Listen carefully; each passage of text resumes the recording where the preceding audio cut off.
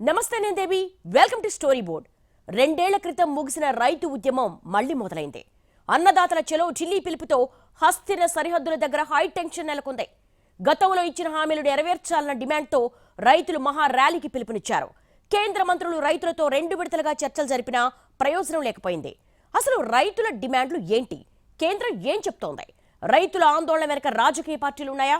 రైతు ఉద్యమం మళ్లీ మొదలైంది. రైతు సంఘాలు పార్లమెంటు ముట్టడికి పిలుపునివ్వడంతో వేలాది మంది అన్నదాతలు ఢిల్లీ సరిహద్దుల దగ్గర మోహరించారు. దీంతో హైటెన్షన్ వాతావరణం నెలకొంది. సాగు చట్టాలకు వ్యతిరేకంగా ఏడాది పాటు ఉద్యమించిన రైతులు చట్టాల ఉపసంహరణతో అప్పట్లో వెనక్కి తగ్గారు. గతంలో ఇచ్చిన హామీలు నెరవేర్చలేదనే కారణంతో ఇప్పుడు మరోసారి ఆందోళనకు దిగారు. తాము కొత్త డిమాండ్లేమీ చేయడం లేదని, పాత హామీలే నెరవేర్చాలని అడుగుతున్నామని రైతు సంఘాలు చెబుతున్నాయి. భారతరత్న అవార్డు స్వామినాథన్ గారికి ఇచ్చి వారు అడిగినటువంటి ప్రతిపాదించిన సీటు ఇవ్వకపోవటం అనేది న్యాయసమ్మతమైంది కాదు. చలో ఢిల్లీకి తరలి వస్తున్న రైతుల్ని అడ్డుకోవడానికి పోలీసులు బారికేడ్లు, సిమెంట్ దిమ్మలు పెట్టే ప్రయత్నాలు చేస్తుంటే అన్నదాతలు ఏకంగా జేసీబీలతో ర్యాలీగా వస్తున్నారు.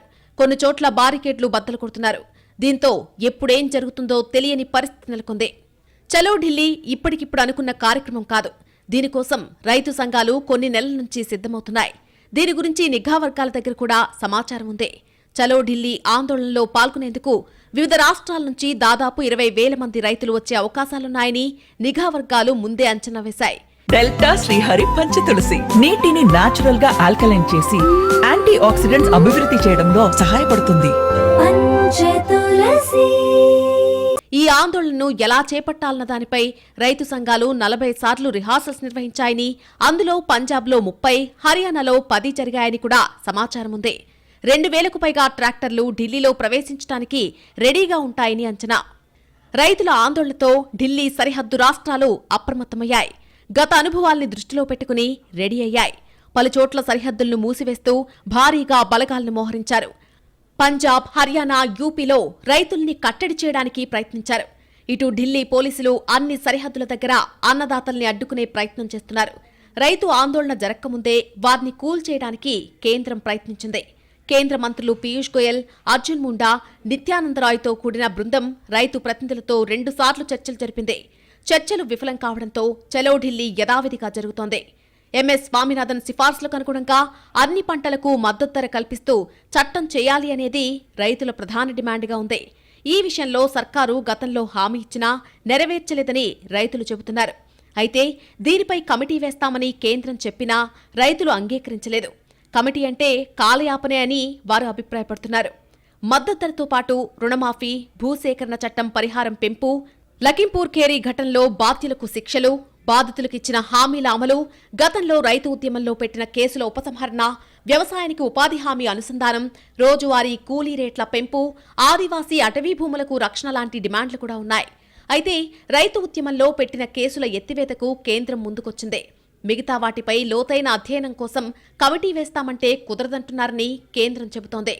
కానీ 2 ఏళ్ల సమయం ఇచ్చినా హామీలు అమలు చేయలేదని రైతులు వాదిస్తున్నారు. ఇరు వర్గాలు సంయమనం పాటించి సమస్య పరిష్కారానికి చొరవ చూపాలని నిపుణుల సూచనల్ని ఎవరూ పట్టించుకోవడం లేదు. వ్యవసాయ రంగంలో 170 మంది సన్న, చిన్నకారు రైతులున్నారు.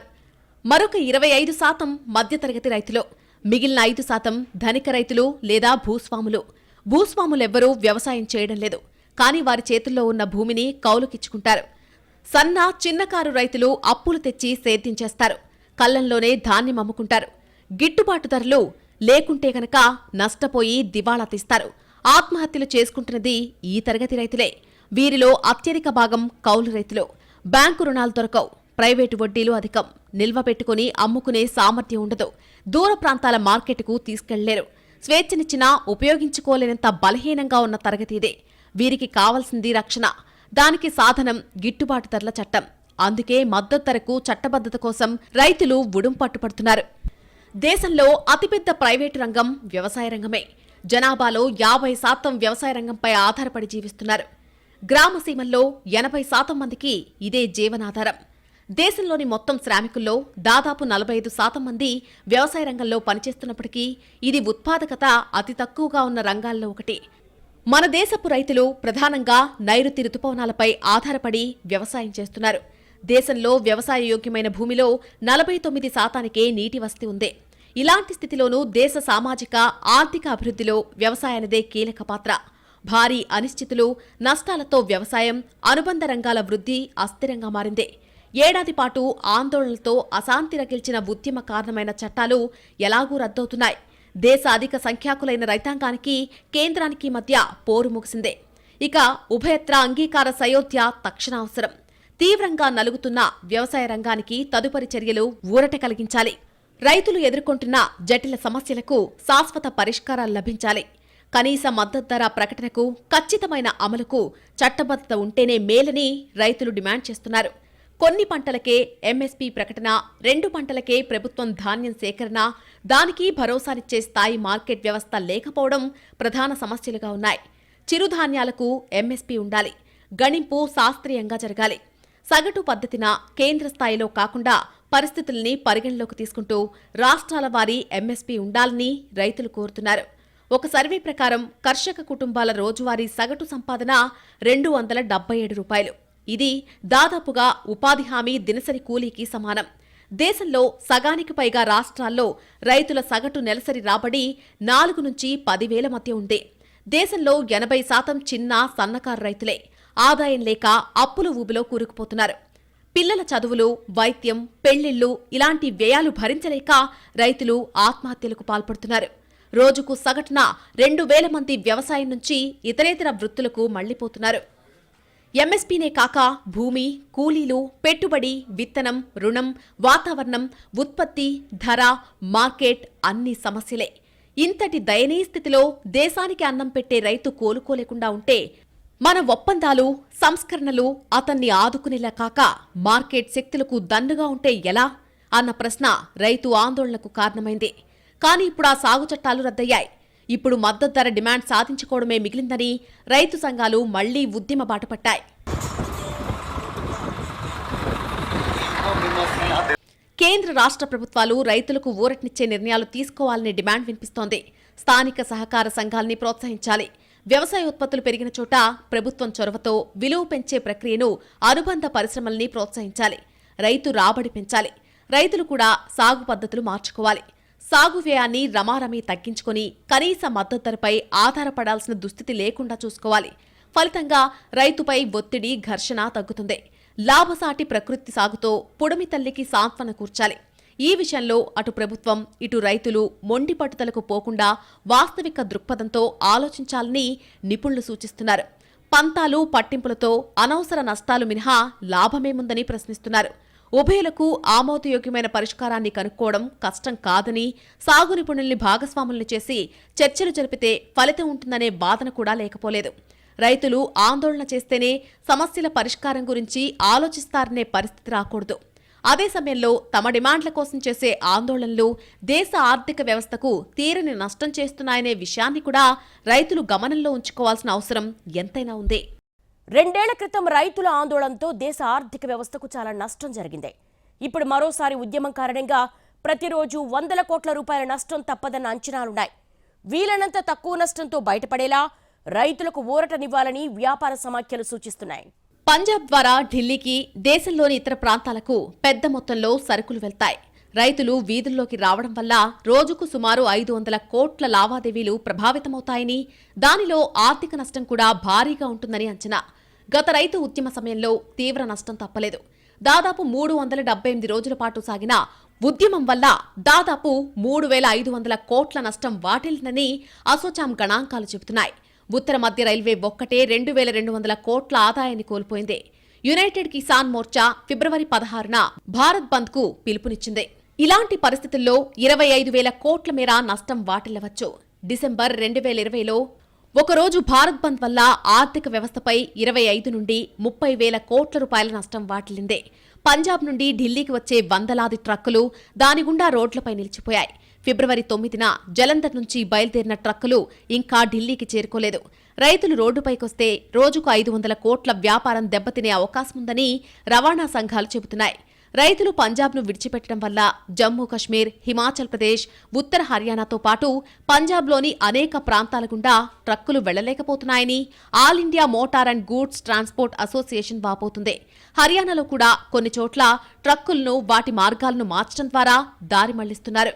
అయితే అందులో కూడా కొన్ని ట్రక్కులు మాత్రమే వెళ్లగలుగుతున్నాయి. ట్రక్కుల కోసం రోడ్లను తెరిస్తే రైతులు కూడా తమ ట్రక్కులతో వెళ్లిపోతారని పోలీసు యంత్రాంగం భావిస్తోంది. అందుకే జాతీయ రహదారి, ఇతర రహదారులను పూర్తిగా మూసివేశారు. పంజాబ్, ఈశాన్య హర్యానా, హిమాచల్, జమ్మూ కశ్మీర్ నుండి పెద్ద సంఖ్యలో పండ్లు, కూరగాయలు ఢిల్లీకి సరఫరా అవుతాయి. పంజాబ్లో రైతుల పాదయాత్ర మధ్య పండ్లు, కూరగాయలు ఢిల్లీకి చేరుకోవడానికి సమయం పడుతోంది.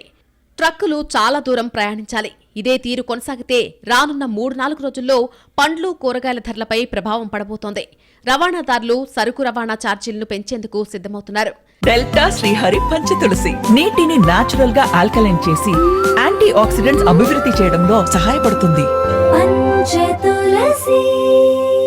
ఏడాది కాలం పాటు సుదీర్ఘ ఉద్యమం చేసి కేంద్ర ప్రభుత్వం తీసుకొచ్చిన వ్యవసాయ చట్టాలను ఉపసంహరించుకునేలా చేయడంలో సఫలీకృతులైన రైతులు తమ మిగతా డిమాండ్ల పరిష్కారం కోసం మరోసారి కదం తొక్కుతున్నారు. రైతు సంఘాలు యునైటెడ్ కిసాన్ మోర్చా, కిసాన్ మజ్దూర్ మోర్చా ఫిబ్రవరి 13న చలో ఢిల్లీకి పిలుపునిచ్చాయి. ఫిబ్రవరి 16న ఒకరోజు గ్రామీణ భారత్ బంద్కు యునైటెడ్ కిసాన్ మోర్చా పిలుపునిచ్చింది. గతంలో వ్యవసాయ చట్టాలను ప్రభుత్వం ఉపసంహరించుకోవడంతో రైతులు కూడా తమ ఉద్యమాన్ని విరమించుకున్నారు. కనీస మద్దతు ధర కల్పిస్తామని అప్పట్లో ప్రభుత్వం హామీ ఇచ్చింది. దానితో పాటు మరికొన్ని డిమాండ్లు నెరవేరుస్తామన్న హామీ కూడా ఉంది. ఆ డిమాండ్లను నెరవేర్చేలా ఒత్తిడి తెచ్చేందుకు రైతులు మరోసారి నిరసన తెలుపుతున్నారు. అప్పట్లో పంటలకు కనీస మద్దతు ధర కల్పిస్తామని ప్రభుత్వం హామీ ఇచ్చింది.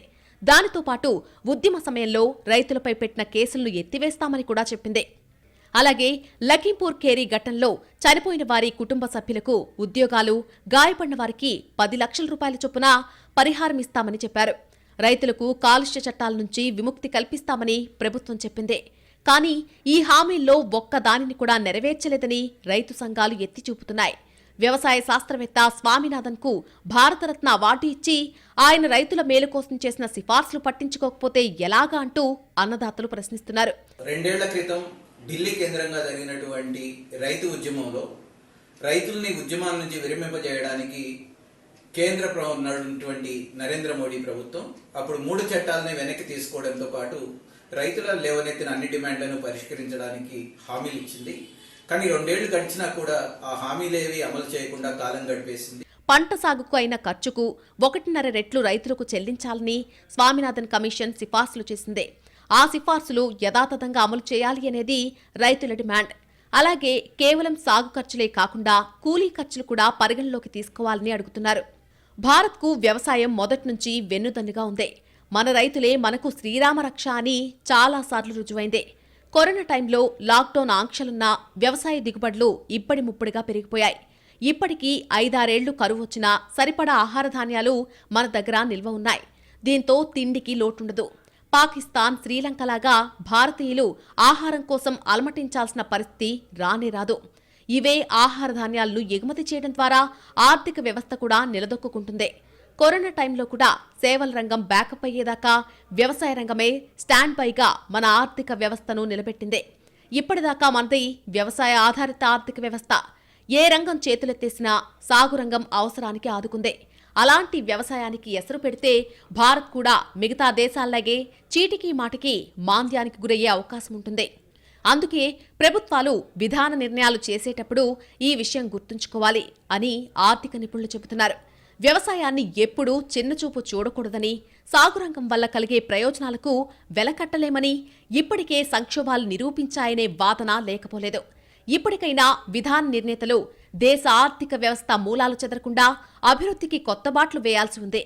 అప్పుడే దేశ ఆర్థిక వ్యవస్థ మరింత బలోపేతమయ్యే అవకాశం ఉంటుంది. వ్యవసాయ ఆధారిత ఆర్థిక వ్యవస్థ మన దేశానికి అతిపెద్ద ఆస్తి అని చాలాసార్లు రుజువైంది. 2008 మాంద్యం, కరోనా సంక్షోభాన్ని మనం సమర్థంగా ఎదుర్కొన్నాం. మహా అయితే స్వల్పకాలం పాటు ఉద్యోగాలు పోతాయేమో కానీ సామాన్యుడి ప్రాథమిక జీవనానికి వచ్చిన ఇబ్బందేమీ ఉండదని తేలిందే. దేశం అభివృద్ధి బాట పట్టాలంటే సాగు రంగంలో సంస్కరణలు కీలకం. అదే సమయంలో రైతుల్ని కూడా విశ్వాసంలోకి తీసుకుని సాగు రంగంలో మార్పులు తేవాల్సి ఉంది. రైతులకు ఉన్న అనుమానాలు దూరం చేస్తే ఖచ్చితంగా వారు సహకరిస్తారనే వాదన కూడా ఉంది. రైతులు ప్రభుత్వాల నుంచి ఎక్కువగా ఆశించకుండా తమ కష్టాన్ని నమ్ముకుని బతుకుతున్నారని రైతు సంఘాలు గుర్తు చేస్తున్నాయి. తమ డిమాండ్లపై సుదీర్ఘంగా చర్చించి ప్రతి డిమాండ్ అమలు చేయడానికి వచ్చిన ఇబ్బందేంటి, చేస్తే ఏమవుతుంది లాంటి విషయాలు వివరంగా చెప్పాలని కోరుతున్నాయి. అంతేకాని ఏకపక్షంగా నో అంటే అనవసర అనుమానాలకు తావిచ్చినట్టే అనే అభిప్రాయాలు వ్యక్తమవుతున్నాయి. అటు కేంద్రం కూడా రైతులు కొన్ని విషయాలు అర్థం చేసుకోవాలని చెబుతోంది. మిగతా విషయాల సంగతి పక్కన పెడితే మద్దతు ధరకు చట్టబద్ధత మాత్రం కీలకమే అనే వాదన గట్టిగా వినిపిస్తోంది. ఆ పని చేయడానికి సమస్య ఏంటో కేంద్రం చెప్పాలని, రైతుల డిమాండ్లలో కీలకమైనవి నెరవేరిస్తే మిగతా వాటిపై మెత్తబడే అవకాశాలున్నాయనే అభిప్రాయాలు లేకపోలేదు. మొదట రెండు వర్గాలు ఘర్షణాత్మక వైఖరి పక్కన పెట్టి రాజీ మార్గంలో ప్రయత్నాలు చేయాల్సిన అవసరం చాలా ఉంది.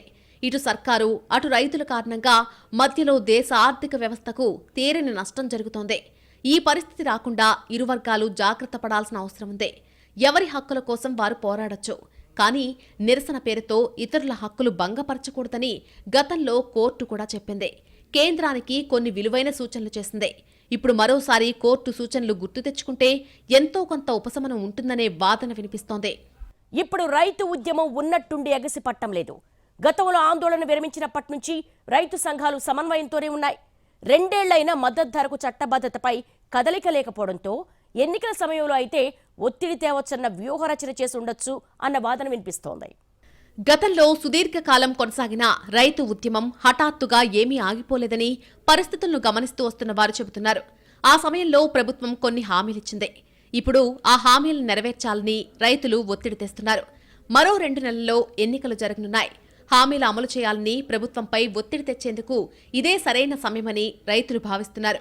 ఒక రకంగా దీనిని వ్యూహాత్మక చర్యగా భావించవచ్చని వ్యవసాయ రంగ నిపుణులు అభిప్రాయపడుతున్నారు.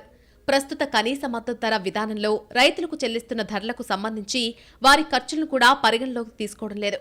స్వామినాథన్ సిఫార్సుల మేరకు అంటే సాగు ఖర్చుకు 1.5 రెట్లు కనీస మద్దతు ధరగా చెల్లించాలని రైతులు డిమాండ్ చేస్తున్నారు.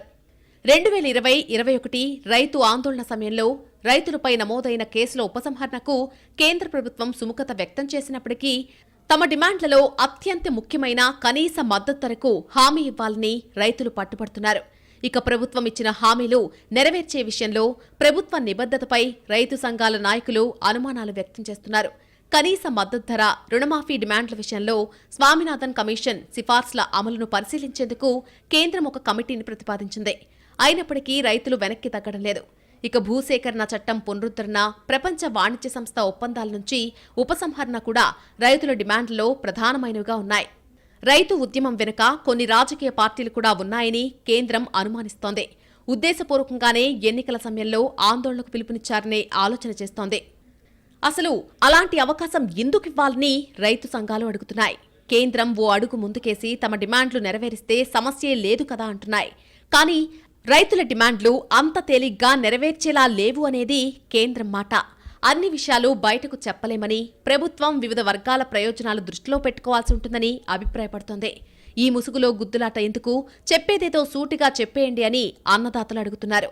రైతు ఉద్యమంలో పంజాబ్ రైతులే మరోసారి కీలక పాత్ర పోషిస్తున్నారని, మిగతా రాష్ట్రాల రైతులకు లేని ఇబ్బంది వారికేమిటనే వాదన కూడా ఉంది. అయితే ఇదంతా చర్విత చర్వణమేనని, గతంలో కూడా ఇదే చర్చ జరిగిందని, ఇప్పుడు గత జల సేతుబంధనంతో ప్రయోజనం ఏమిటనే అభిప్రాయాలు కూడా వస్తున్నాయి.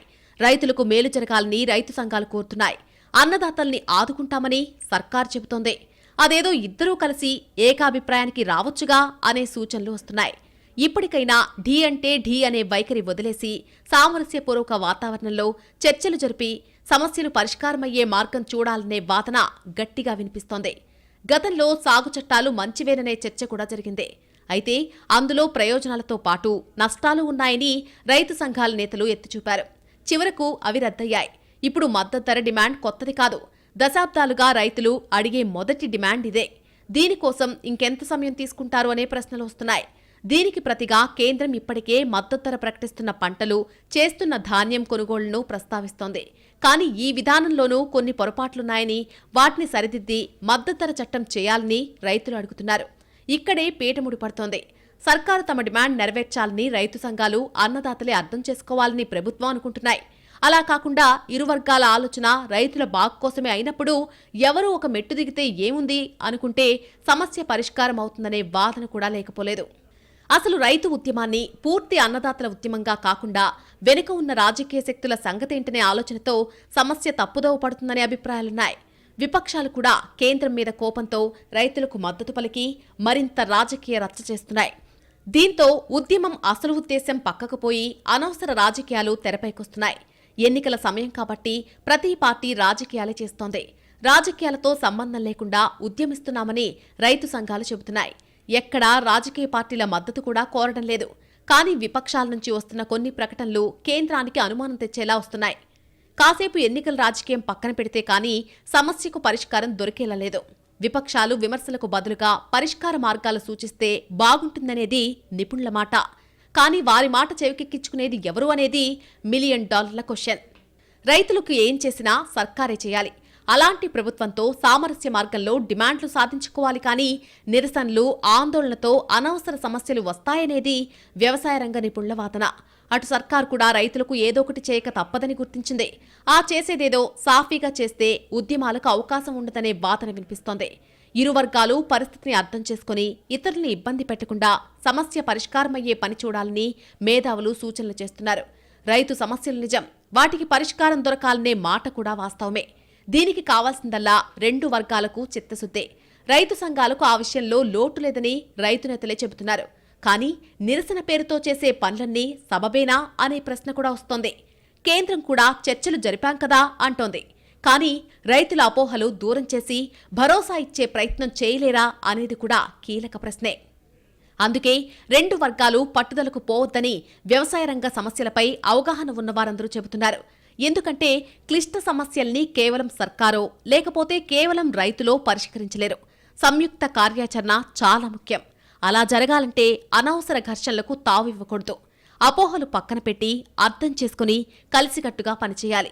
అవసరమైతే విపక్షాలు కూడా సంయుక్త కార్యాచరణ దిశగా రోడ్ మ్యాప్ సూచించవచ్చు. ఇలా సమస్య పరిష్కారం కోణంలో ఆలోచించాలే కానీ మిగతా వాటి గురించి పట్టించుకోవద్దనే సూచనలు వస్తున్నాయి. ఇది వాళ్ళ స్టోరీ బోర్డ్. నమస్తే.